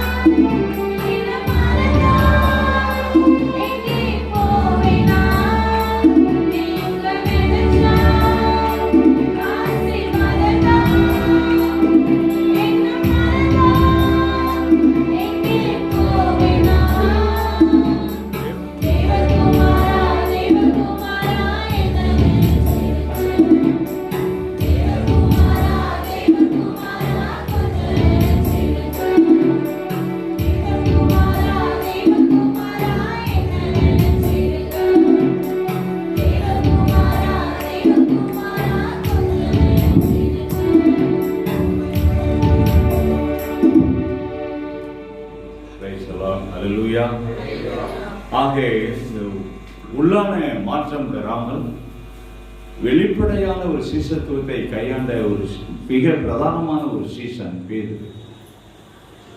அந்த மட்டும் ஒரு 5 பாயிண்ட் எதை வச்சு இதை நான் இந்த முடிவுக்கு வருகிறேன் சொல்லி உங்களை அர்ப்பணிப்புக்கு அழைத்து நான் ஜெபிக்க விரும்புகிறேன். வெளிப்படையாக அவனை பிரசங்கம் பண்ண சொன்னால் பெருசாக பண்ணுறான். ஆனால் உள்ளான வாழ்க்கையில் அவனுடைய ஆக்ஷன்ஸ் எல்லாமே வித்தியாசமாக இருக்கு. ஒரு நாள் இயேசுவானவர் பிலிப்பு செசரியாவின் பட்டணங்களின் வழியாக வரும்பொழுது தங்களுடைய சீசர்கள் எல்லாம் ஒரு இடத்துல உட்கார வைக்கிற மரத்திற்கு கொஞ்சம் தண்ணி எல்லாம் குடிச்சிட்டு ஒரு கேள்வி கேட்கிறார் சீசர்களிடத்தில். இயேசுவானவர் சீசரிடத்திலே பேசுவதற்காக எடுத்துக்கொண்ட நேரம் அதிக நேரம், ஊழியம் செய்வதற்காக எடுத்துக்கொண்ட நேரம் கொஞ்ச நேரம். ஊழியத்திற்கு கொஞ்ச நேரம், சீசர்களை உருவாக்குவதற்கு அதிக நேரம். அவருடைய பிரையாரிட்டி ஊழியம் அல்ல, அவருடைய பிரையாரிட்டி இந்த 12 பேரை தயார்படுத்துவது. எந்த சபையிலையும் ஒரு போதகருக்கு மிக முக்கியமான ஒரு கடமை என்னன்னா, தனக்கு பின்னாடி தன் ஊழியத்தை செய்வதற்குரிய மூப்பர்களை, சீடர்களை உருவாக்க வேண்டும். அப்ப அந்த ஊழியம் வளரும், கனம் பெறும், நீடித்து நிலைத்து நிற்கும். இயேசுவானவர் தன்னுடைய ஊழியத்தின் பாதையிலே அதிக நேரம் ஊழியம் செய்வதற்கு எடுத்துக்கொள்ளாமல் தன்னுடைய சீடர்களை உருவாக்குவதற்கு எதுலெல்லாம் உருவாக்குனாரு? முதல்ல ஜபத்துல உருவாக்குனார். ஜபத்துல உருவாக்குவதற்கு அவர் என்ன செஞ்சாரு? ஜபத்தை பத்தி பிரசங்கிக்கல, அவரை ஜெபித்து காட்டினார். பிராக்டிகல் பண்ணாரு, தியரி பண்ணவே இல்லை. தியரி வேற, பிராக்டிகல் வேற. அவர் ஜெபத்தை பார்த்துட்டு இயேசுவுக்கு வந்து நீங்க என்ன பண்ணிட்டு இருந்தீங்க, யார்கிட்ட பேசிட்டு இருந்தீங்கன்னு கேட்டாங்க. நான் பிதாவோடு கூட பேசிக்கொண்டு இருந்தேன். அப்படின்னா என்ன? அது பேர் தான் ஜெபம். அந்த ஜெபத்தை எங்களுக்கு சொல்லித்தாருன்னு கேட்டாங்க. பரமண்டலத்தில் இருக்கிறீங்க பிதாவே. ஜெபத்தை போதித்து கற்றுக் கொடுக்கவில்லை, தானே ஜெபித்து என்ன செய்தார்? ஜெபத்தை கற்றுக் கொடுத்தார். போதிப்பதினால் ஜெபத்திலே ஒருத்தனை உருவாக்க முடியாது, நாமே ஜெபிப்பதினால் தான் உருவாக்க முடியும். ஆனப்படினாலே இவர் கேட்கிறார், இந்த ஊர்ல திருவண்ணாமலை மாதிரி ஒரு முக்கியமான இடம், வழிபாட்டு ஸ்தலம், ஏராளமான பக்தர்கள் வராங்க. திருச்செந்தூர் நடந்தே போறாங்க. நேற்று வரும்போது சமயநல்லூர் ஒரு ஊருக்கு அவன் காவி வேட்டி கட்டிட்டு நடக்கிறான். இன்னும் கொஞ்சம் தூரம் இப்படி போனோம்னா ஆதி மேல்பருவத்தூருக்கு நடப்பான், 2 சேரி கட்டிட்டு. ஏன்னா வழிபாட்டு தலம். அந்த மாதிரி ஒரு ஊர்ல மேல்பருவத்தூர் உட்காந்துட்டு ஆண்டவர் கேட்கிறாரு, இந்த ஜனங்கள் என்னை யார் என்று சொல்லுகிறார்கள். அப்பொழுது அவங்க சொல்றாங்க, ஆண்டவரே உம்மை சிலர் யோவான் ஸ்நானகன் என்றும், சிலர் உம்மை எலியா என்றும், வேறு சிலர் எரேமியா அது தீர்க்கதரிசிகளில் ஒத்துருவது அப்படின்னு சொல்றாங்கன்னு சொல்லி மத்தேயு 16ஆம் அதிகாரத்தில் அதை வாசிக்கிறோம். சரியா சார்? அப்பொழுது இயேசு அவர்களை நோக்கி, நீங்கள் என்னை யார் என்று சொல்லுகிறீர்கள்? நீங்கள் என்னை யார் என்று சொல்லுகிறீர்கள்? 15வது வசனம். அப்போ பேதுரு 16வது வசனம், சீமோன் பேதுரு பிரதியுத்தரமாக உடனே பதில் சொல்லுவான். இந்த கிளாஸ் லீடர் அவன் தான். 12 பேருக்கு லீடர் யாரு? கிளாஸ் லீடர் பேதுரு. உடனே பதில் சொல்றான், நீர் ஜீவன் உள்ள தேவனுடைய குமாரன். வாயில சொல்றான் அவனை, நான் உள்ளத்துல இல்லை. அதான் நான் சொல்ல வரேன். நீ வெளிப்படையான கிறிஸ்தவனா இருக்கிற, மருதவமாகல, உள்ளான மாற்றம் ஏற்படல. ஆனா என்ன கன்ஃபஸ் பண்ற? நீ ஜீவன் உள்ள தேவனுடைய குமாரனாகிய கிறிஸ்து. உடனே ஆண்டவர் சொன்னார், யோனாவின் குமாரனாகிய சீமோனே, நீ பாக்கியவான். மாம்சமும் இரத்தமும் இதை உனக்கு வெளிப்படுத்தவில்லை, பரலோகத்தில் இருக்கிற என் பிதா இதை உனக்கு வெளிப்படுத்தினார்.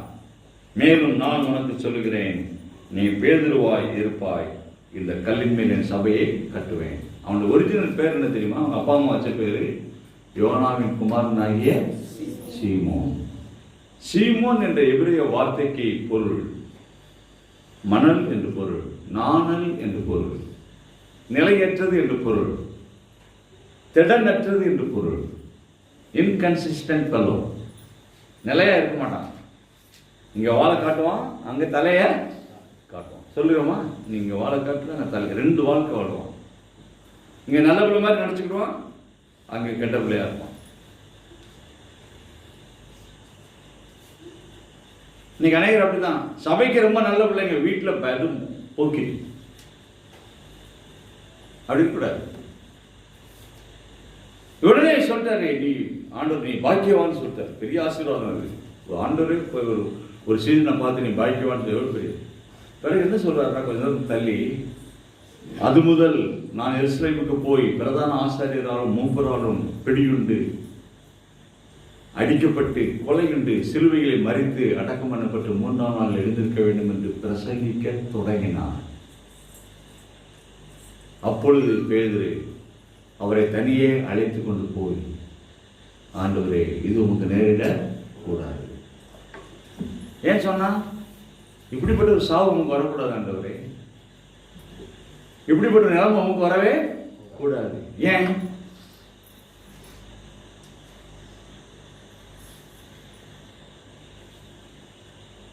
நான் உம்மை பாடுபடுகிற கிறிஸ்துவாக பார்க்க விரும்பவில்லை, ரட்சிக்கிற கிறிஸ்துவாகவே பார்க்க விரும்புகிறேன்.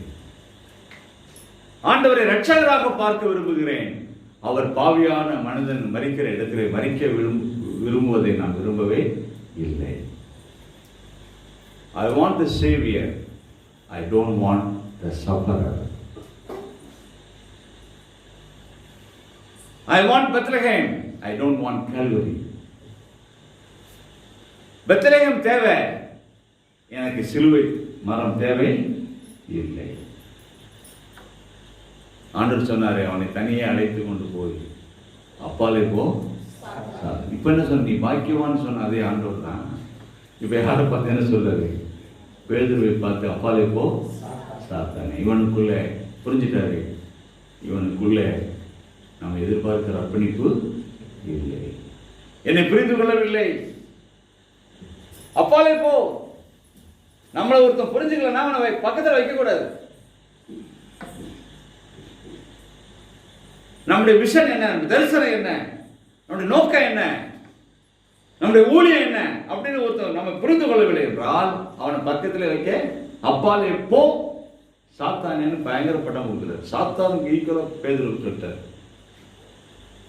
ஏன்? இவர் எதற்காக வந்திருக்கிறார்? இவர் வந்ததே மரிப்பதற்காக வந்திருக்கிறார். மனுக்குலத்தினுடைய பாவத்தை ரட்சிப்பதற்காக வந்திருக்கிறார்.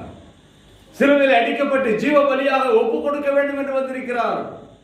இதை புரிந்து கொள்ளாத பேதுரு என்ன சொன்னா, நீர் உங்களுக்கு நேரிட கூடாது, அப்பாலே போ சாத்தானே. இதை வச்சு முடிவெடுக்க முடியுமா?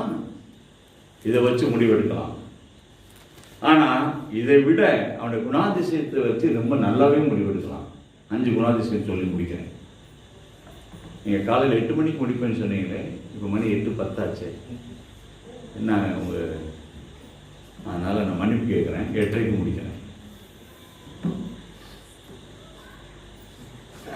8:30க்கு நான் முடிக்கிறேன். சரியா சார்? ஏன் இவன் இந்த ஒரு வார்த்தையை வச்சு நம்ம முடிவுக்கு வர முடியாது. அவனுடைய செய்கைகள் எப்படி இருக்குன்னு பார்க்கணும். அவன் எப்படி நடந்து கொண்டான் பார்க்கணும். வாசிக்கிறீங்களா? மத்தேயு எழுதின சுவிசேஷம் 26ஆம் அதிகாரம் இல்லை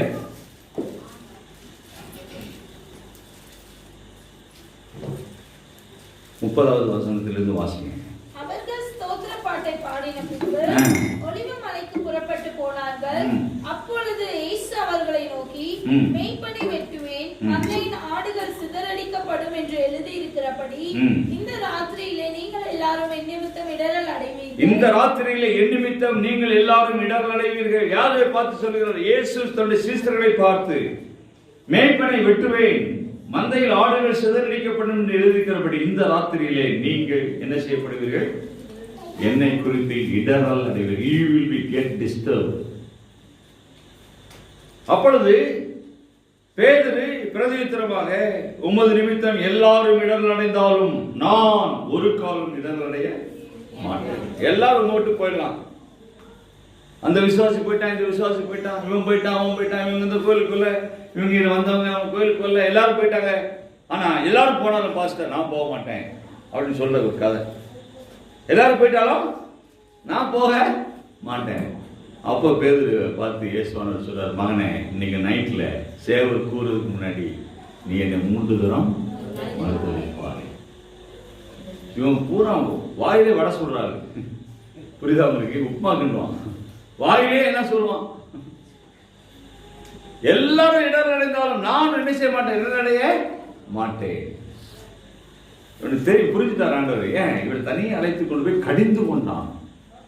பேசினா பரவாயில்ல, இயேசுவானவர் என்ன செஞ்சானா, இது உமக்கு நேரிடக்கூடாது என்று அவரை கடிந்து கொண்டான். அப்படிதான் போட்டு மத்திய 16 வான் பண்றான், கடினமா பேசுறான், நம்மளே கடினமா பேசுறான். இவன் யாரான்னு பார்த்து ஆண்டவர் ஆராய்ச்சி பண்ணா, இவன் ஒப்பு கொடுக்காத சீசன், அர்ப்பணம் இல்லாத ஒரு சீசன், வாயிலேயே புடைக்கிற ஒரு சீசன்.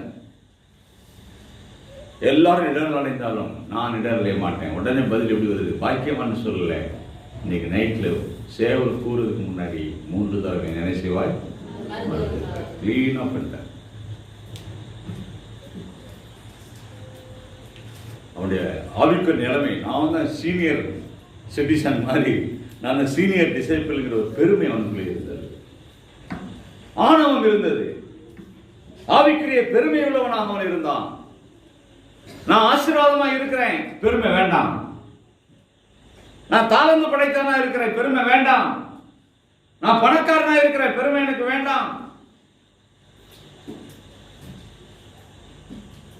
ஆவிக்குரிய பெருமையை விட்டுவிடு. அவங்க ரொம்ப ஏழ்மையா இருக்கிறாங்க, அவங்களை கர்த்தர் ஆசீர்வதிக்கிற இழந்து பார்க்காத. நீ ஆண்டவர்கிட்ட ஒருவேளை நீ தூரமா இருப்ப, அவங்க ஆண்டவருக்கு பக்கமா இருப்பாங்க. ஒரு மனிதனுடைய வெளி தோற்றத்தை வைத்து, ஒரு மனிதனுடைய பொருளாதார நிலைமையை வைத்து கணித்து விடாதே. அவள் ஆவிக்குரிய வாழ்க்கையை கணிக்காதே. அவள் பிள்ளையே இல்லை பிரதர், கடவுளால் ஆசீர்வதிக்கல, பிள்ளை இல்லாதவங்களை கூட எவ்வளவு பார்க்காத.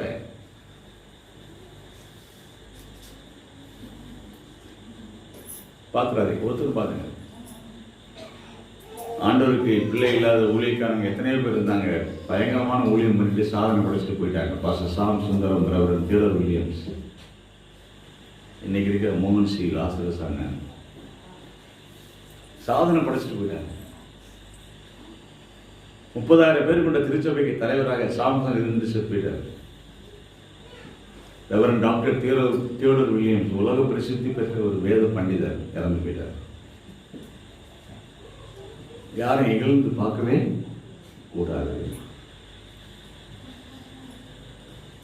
Don't look them cheap. They are not second grade Christians. You have no right to make any judgment. மற்றவனை பார்த்து நியாயம் தீர்ப்பதற்கு நீ வாய் கூச வேண்டும். அவனுடைய ஆவிக்குரிய நிலையை நிதானிப்பதற்கு உனக்கு அதிகாரமே இல்லை.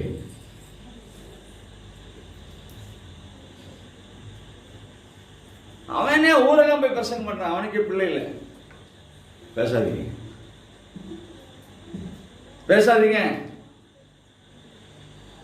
சாம்சுந்தர் ஐயாவோட நான் பழகிருக்கேன்.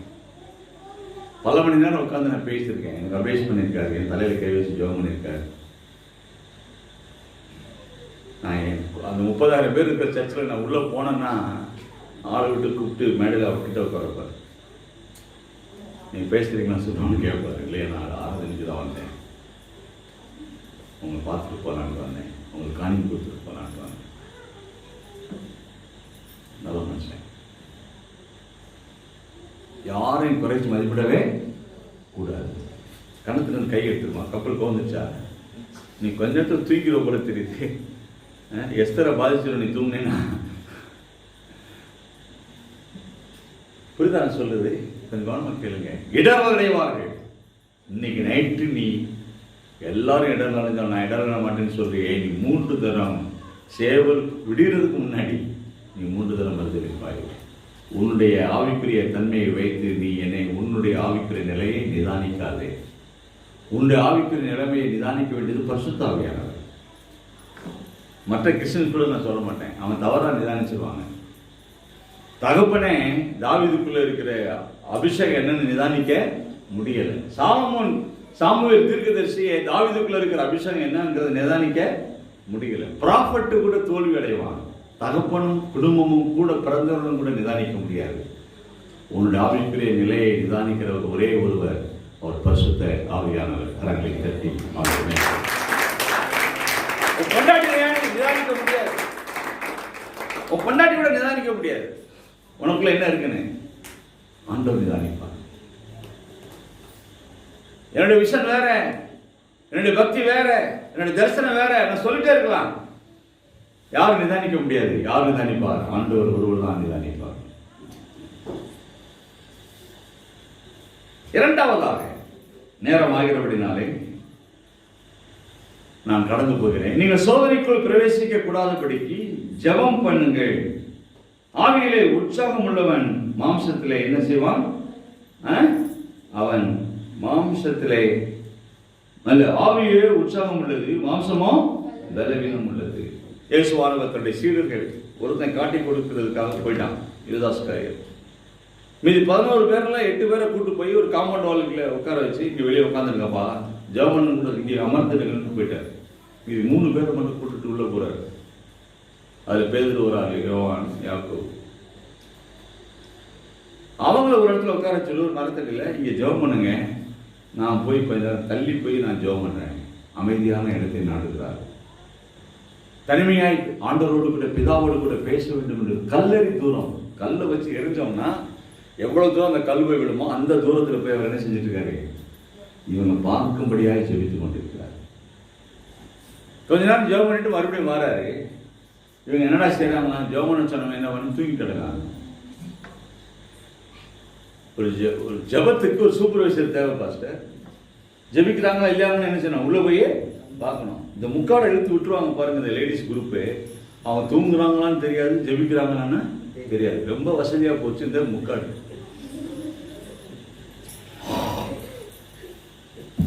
அதனால தூங்குறாங்களா இல்லையாங்கிறத என்ன செய்யணும்? அப்பப்ப செக் பண்ணணும். அதனால ஆண்டவர் செக் பண்றாரு அவங்கள. இவங்க ஜெபம் பண்ணாங்களான்னு வந்து பாக்குறாரு. ஆனா தூங்கிட்டு இருக்காங்க. மறுபடியும் போய் ஜெபிக்கிறாரு, மறுபடியும் வந்து பாக்குறாரு, மறுபடியும் தூங்குறாங்க, மறுபடியும் போய் பாக்குறாரு, மறுபடியும். அப்ப சொல்றாரு, இனிமே நீங்க ஜெபம் பண்ண வேண்டாம், வாங்க போலாம், என் வேலை வந்து விட்டது. நான் ஒன்று சொல்றேன், கவனமா கேளுங்க. நீங்க ஜெபம் பண்ண வேண்டிய நேரத்தில் ஜெபம் பண்ணனா, நீங்க ஜெபம் பண்ண முடியாத இடத்துல உங்களை ஜெபம் பண்ண வைப்பாரு. யோனாவை பார்த்தீங்களா? கப்பல்ல ஏசி ரூம் இருக்குது, அடித்தட்டில் குளுமையா இருக்குது, எல்லாம் கப்பல் கவிழ போகுது. கேப்டன் ஆஃப் த ஷிப் சொல்றான், கப்பல் கவிழ போகுது, சரக்கெல்லாம் தூக்கி நாங்கள் கடல்ல எறிகிறோம். அவன் தேவனை நோக்கி கூப்பிடுங்க. மாரியம்மாங்கிறான், ஐயப்பாங்கிறான், கருமாரிங்கிறான், ஆதி பராசக்திங்கிறான், முருகாங்கிறான், அண்ணாமலைங்கிறான். ஒருத்தன் எல்லாம் அவன் கடவுளை கூப்பிடுறான். ஆனா இவன் மட்டும் என்ன பண்ணிட்டான்? போய் தூங்கிட்டான். எல்லாரும் ஜெபம் பண்றாங்க, எல்லாரும் கடவுளை வேண்டிக் கொள்றாங்க. வேண்டிக் கொள்ள வேண்டியவன் வேண்டிக் கொள்ளவில்லை, வேண்டிக் கொள்ள வேண்டாதவர்கள் எல்லாரும் வேண்டிக் கொள்கிறார்கள். கடவுளை உடையவன் வேண்டிக் கொள்ளவில்லை, கடவுளை இல்லாதவர்கள் கடவுளை வேண்டிக் கொண்டு அதான் நடக்குது. ஜெபிக்க வேண்டிய திருச்சபை ஜெபிக்கவில்லை, செயல்பட வேண்டிய திருச்சபை செயல்படாமல் இருக்கிறது. தூங்குது, சபை தூங்குது. ஆன்லைன் பிரேயருக்கு ஆள் இல்லை, ஆன்லைன் பிரேயரே இல்லை.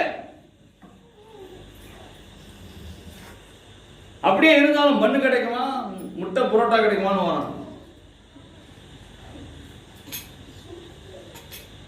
அப்படி ஜெபம் பண்ணா கடைசியில் ஆண்டவனை எங்க ஜெபம் பண்ண வச்சா தெரியுமா? மீன் வயிற்றுக்குள்ள ஜெபம் பண்ண வச்சு. மீன் வயிற்றுல ஜெபம் பண்ண முடியுமா? இப்படி போகுது, கீழே மேல போகுது, இடுப்பு நொறுக்கு.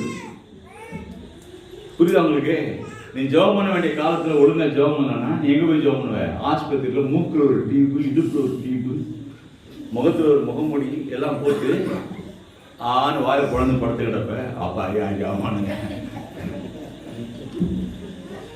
இப்ப ஜெபம் பண்ண முடியாது, 24 மணி நேரம் டாக்டர் டைம் கொடுத்துருக்காரு, நீ போய் சேர்ந்துருவேன், நல்லா போயிட்டு வா, சந்தோஷமா பாய் பாய் சொல்லிட்டு வர வேண்டியதான். ஏன் ஜெபிக்க வேண்டிய நேரத்துல பாஸ்டர் சொல்லும்போது உனக்கு நிராகரிச்சுட்டேன், ஜெபக்கூட்டத்துக்கு வரல, உபவாச ஜெபத்துக்கு வரல, ஆராதனைக்கு வரல. ஜெபிக்க வேண்டிய நேரத்தில் ஜெபிக்காவிட்டால், ஜெபிக்க வேண்டிய இடத்துல நீ ஜெபிக்காவிட்டால், ஜெபிக்க வேண்டிய காலத்தில் ஜெபிக்காவிட்டால், ஜெபிக்க கூடாத ஒரு காலம், ஜெபிக்க முடியாத ஒரு காலம், ஜெபம் பண்ண முடியாத ஒரு இடம் அவனை சந்திக்கும்.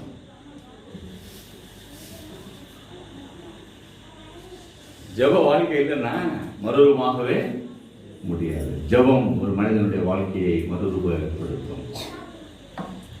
ஒப்பு கொடுக்காத சீசன், ஜெபத்திற்கு ஒப்பு கொடுக்காத சீசன். மூன்றாவதாக, நேரம் ஆகிட்டே இருக்கு, நான் முடிக்கணும், 5 நிமிஷம் தான் இருக்கு. மூன்றாவதாக, இயேசுவானவர் பிடிக்கிறதுக்கு எதிராளிங்கெல்லாம் வந்துட்டாங்க தோட்டத்துக்குள்ள. உடனே பார்த்தான், இயேசுவை பிடிக்க வந்துட்டாங்கன்னு சொல்லி உள்ள கிடைக்கிற பட்டயத்தை எடுத்து காதை வெட்டிட்டான். மீன் பிடிக்கிறான் பார்த்தீங்களா? எப்ப என்ன வச்சிருப்பான்? கத்தி வச்சிருப்பான். நீங்க உங்ககிட்ட இருக்கா ஃபர்ஸ்ட்? மீன் பிடிக்கிறவன் கையில என்ன இருக்கும்? கத்தி. அவன் மீன் பிடியாளி, மீன் அறுக்கிறவன். மீன்ல எதை முதல்ல வெட்டுவாங்க? என்னது? செதிலா? அது பேர் என்னமா? அதுக்கு பேர் தான் காது. அது செதில் கிடையாது, அதுக்கு பேர் தான் காது. அங்கதான் இருக்கும் அந்த செதில். இவன் மீன் பிடிச்சு செதில வெட்டி பழக்கம் இருக்கு பார்த்தீங்களா காதுல. இப்ப என்ன பண்ணிட்டான்? யாரை வெட்டிட்டான்? அவன் காது வெட்டிட்டான். தொழில் பழக்க தோஷம். ஆண்டவர் சொன்னாரு, ஏண்டா அவனை போய் வெட்டினோம், உன் பட்டயத்தை என்ன செய், வரையில எதை காண்பிக்கிறது? முற்று பெறாத சீசன், ஒப்பு கொடுக்காத சீசன், மாய்மாலமான சீசன், பட்டயத்தை தூக்கி எறியாத சீசன், பழைய குணாதிசயத்தை மறைத்து வைத்திருக்கிற சீசன். தேவை வரும்போது பட்டயம் உயருது, தேவை இல்லாத போது பாக்கெட்ல போயிருது. ஆள் இல்லாத போது பாவம் என்ற, ஆள் இருக்கும்போது மறைஞ்சிடுற. தனிமையில் இருக்கும்போது என்ன செய்யறங்கிறது தான் உன் ஆவிக்கிற நிலையை நிர்மாணம் செய்யும். பார்க்கறதுக்கு பசும் புல் மாதிரி தெரியுது, ஆனா உள்ள புலி படுத்திருக்கு, சிறுத்தை குட்டி படுத்திருக்கு. யானை பார்த்தீங்கன்னா மறைஞ்சே நிற்கும். எத்தனை இடத்துல யானை எப்படி பிடிக்குது? காரை நிறுத்தி விட்டு சிறுநீர் கழிக்கும்படியாக ஓரமாக போனார்கள். அவன் தூக்கிச்சு, மறைஞ்சதான் இருக்கும். எங்க இருக்குன்னு தெரியாது. எத்தனை பேர் சாகடிச்சிருக்கு யானை? மறைந்திருந்து சாக வச்சிடும். பட்டயம் மறைச்சு வச்சிருக்க, பட்டயத்தை நீ வச்சுக்காத. பட்டயத்துக்கு உனக்கு சம்மந்தம் இல்லை. பாவத்தை மறைத்து வைக்காதே. பாவத்தை நீ மறைத்து வைத்தாய் என்றால் அந்த பாவம் உன்னை ஒரு நாளிலே காட்டி கொடுக்கும். பாவத்தை ஒருவனும் ஒரு நாள் மறைத்து வைக்கவே முடியாது. பாவம் பரவும், குஷ்டரோகம். பாவம் சின்னதா ஆரம்பிக்கும். ஒரு எஸ்எம்எஸ்ல தான் ஆரம்பிப்பேன். ஐ லவ் யூ அப்படின்னு ஆரம்பிப்பான். ஒரு ரோஜா பூல ஆரம்பிக்கும். ஐ டு லவ் யூன்னு ஆரம்பிப்பார். அவனை கடைசி எங்க போய் விட்டு தெரியுமா? அவனைய பாதாளத்தை கொண்டு போய் சேர்த்துரும். அற்பமான ஆரம்பம் அவலட்சணமான முடிவிலே கொண்டு போய் நிறுத்திவிடும். கோர்ட்ல நிறுத்திடும், போலீஸ் ஸ்டேஷன்ல விட்டுரும், அவமானப்படுத்தும். பாவத்தோடு விளையாடாதே. பட்டயத்தை எடுத்துட்டான், பட்டயத்தை உரையில போடுறா.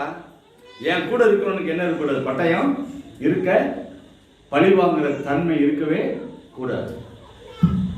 பழி வாங்கும் குணம் யாருக்கு இருந்தது? பேதுருக்கு இருந்தது. பட்டயத்தை உரையிலே போடு. அர்ப்பணம் முற்றிலும் அர்ப்பணிக்காத ஒரு சீசன் பேது. 2 நிமிஷம். இயேசுவானவர் அரண்மனைக்குள்ளே பாதி வஸ்திரம் முடித்தினவராய் குளிரிலே இருக்கிறார், அடி வாங்கி கொண்டு இருக்கிறார். முதுகெல்லாம் அடிச்சு குழந்துட்டாங்க. பேதுரு பார்த்தான், நம்ம இந்த குளிரை தாங்க முடியாது, எங்கடா நல்லா சூடா இருக்குன்னு பார்த்தான். அங்க போர் சேவகர்லாம் உட்கார்ந்து, எதிராளிகள் எல்லாம் உட்கார்ந்து கறி நெருப்பு போட்டு அதை சுத்தி அனல் காத்திட்டு இருக்கிறாங்க. கூட போய் உட்கார்ந்தான். நமக்கு இன்னைக்கு தேவை என்னது? இப்ப தேவை என்னது? ஒரு நல்ல அனல் நெருப்பு. நமக்கு வேண்டியது குளிர் அடிக்கும் போது யாராவது டீ கொடுத்தாங்க. யார் கொடுத்தா என்ன டீ? நம்ம டீ குடிக்க வேண்டியதானே. யார் கொடுத்தா நெருப்பு போட்டா என்ன? நம்ம அனல் காய வேணும். எதிராளியானவன் போடுகிற நெருப்புல நீ உட்காராதே. துன்மார்க்கனுடைய ஆலோசனைப்படி நடக்காதே. பரியாசக்காரர் உட்காரும் இடத்தில் உட்காராதே. பரியாசக்காரன் செய்கிற துன்மார்க்கமான காரியத்தை நீ செய்யாதே. நீ கிறிஸ்தவன். I warn you in the name of Jesus, don't identify. உன்னை துன்மார்க்கனோடு கூட உன்னை சேர்த்துக் கொள்ளாதே. அவங்க செஞ்சாங்க நான் செய்யன்னு சொல்ல முடியாது. நீ போய் அவன் போடுற அனல்ல உட்காரவே முடியாது. உன்னை ஏமாத்துறதுக்காக, உன்னை வசீகரிப்பதற்காக பிசாசு உனக்கு என்ன கொடுப்பான்? அனல் கொடுப்பான். காபி யார் கொடுக்குறான்னு பார்க்கணும். சுடுதண்ணி யார் கொடுக்குறான்னு பார்க்கணும். அனல் யாரு போட்டு குளிர் காய வைக்கிறான்னு பார்க்கணும். யாரோட நீ உட்கார்ந்து இருக்குன்னு பார்க்கணும். இது எல்லாவற்றிலையும் என் பேருக்கு தவறினா காரணம் என்ன? விட்டு பாப்பா. இது எல்லாவற்றிலும் அவன் தவறுனா காரணம் என்னன்னா, அவன் ஒப்பு கொடுக்காத ஒரு சீசன்.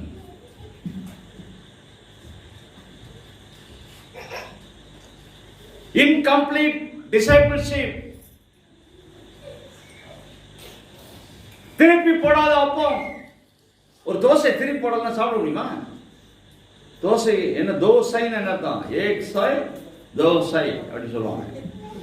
ஒரு தடவை ஊத்தும் போது சாயின்னு சத்தம் வரும், அது ஏக் சாய்.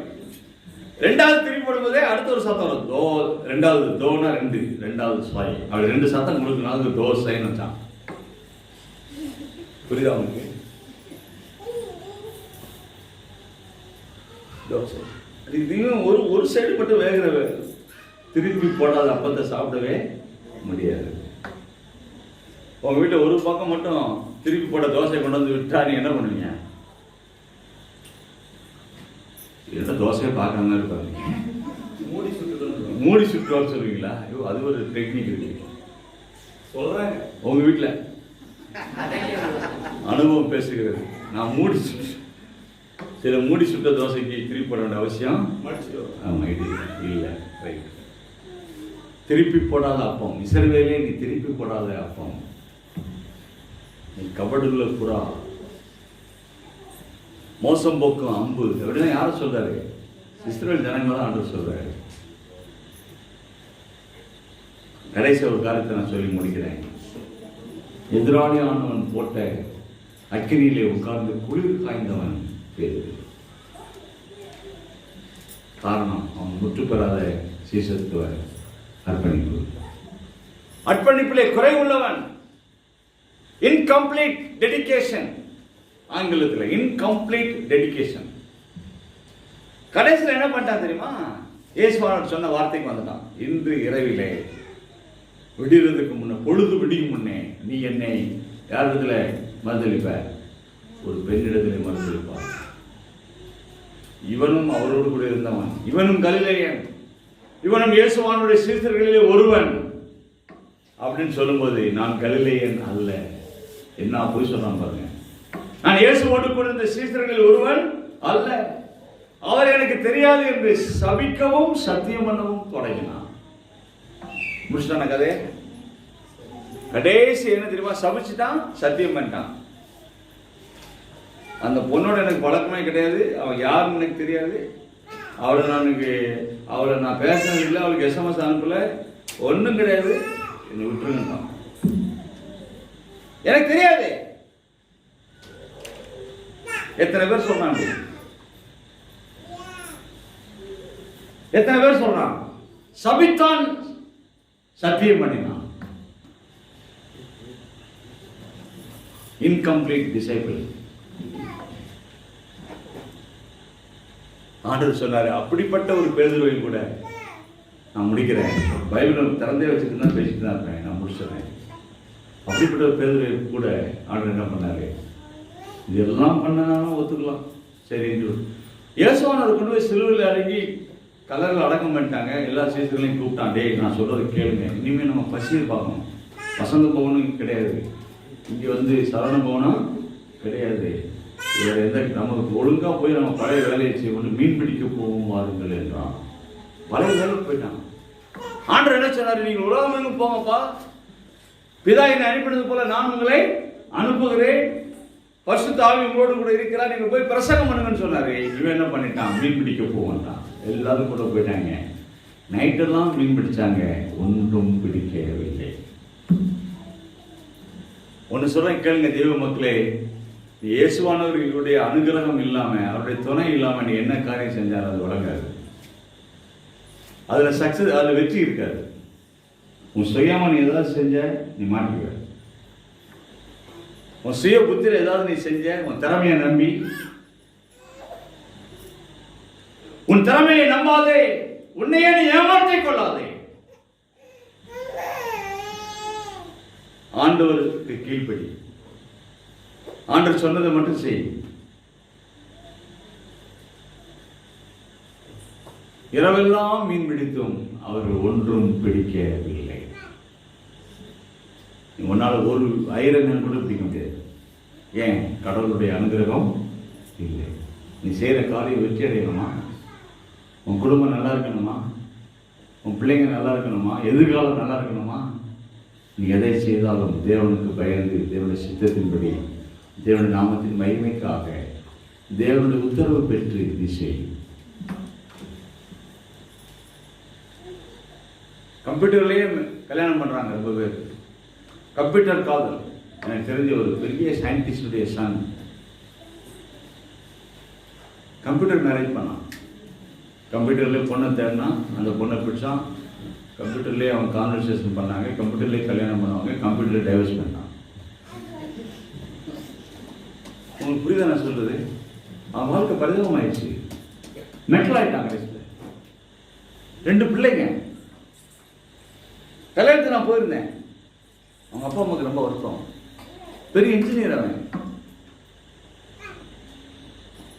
அண்ணா நகரில் தான் இருக்கிறான்.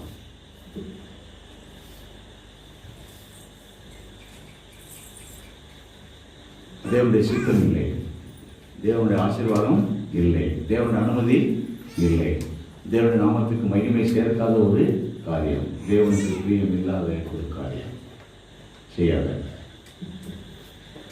செய்யாதே.